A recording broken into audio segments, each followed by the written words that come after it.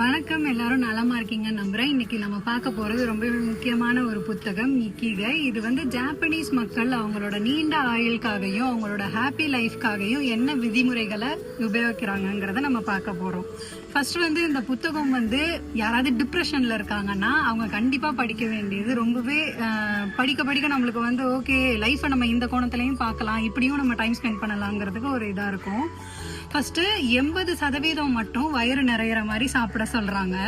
ஃபுல்லா சாப்பிடாம, டம்மி ஃபுல்லா சாப்பிடாம 80% வயிறு நிறையிற மாதிரி சாப்பிடணும். நல்ல நண்பர்களை மட்டும் நம்ம சேர்க்கை இருக்கணும். நல்ல நண்பர்கள் மட்டும் நம்மளுக்கு இருக்கணும். தேவையில்லாம தனியா இருந்துட்டு நான் டிப்ரெஷன்ல இருக்கேன், நான் அப்படி இருக்கேன் இப்படி இருக்கேங்கிற அந்த தாட் எல்லாம் விட்டுட்டு நல்ல நண்பர்களோட நிறைய டைம் ஸ்பெண்ட் பண்ணணும். இன்னொரு 3வது விதி என்னன்னு கேட்டீங்கன்னா, ஆக்டிவா இருக்கணும்.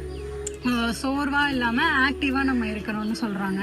4வது விஷயம், நம்ம வாழ்க்கைக்கு நம்மளுக்கு என்ன பிடிக்குதோ அந்த தொழிலையும் நம்ம செய்யலாம். பணத்தை பின்னாடி மட்டும் போகாம நம்மளுக்கு ஓகே இதை பண்ணா இது போதுமான வாழ்க்கை நம்மளுக்குன்னு இருக்கிற வாழ்க்கைக்கு நன்றி சொல்லி இருக்க வாழ்க்கைய இன்னும் சந்தோஷமா நம்ம என்ன பண்ணா சந்தோஷமா இருப்போங்கிறத தெரிஞ்சுக்கிட்டு வாழணும்னு சொல்றாங்க.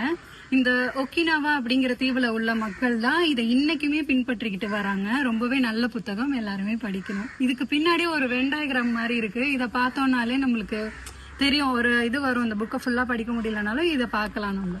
நன்றி.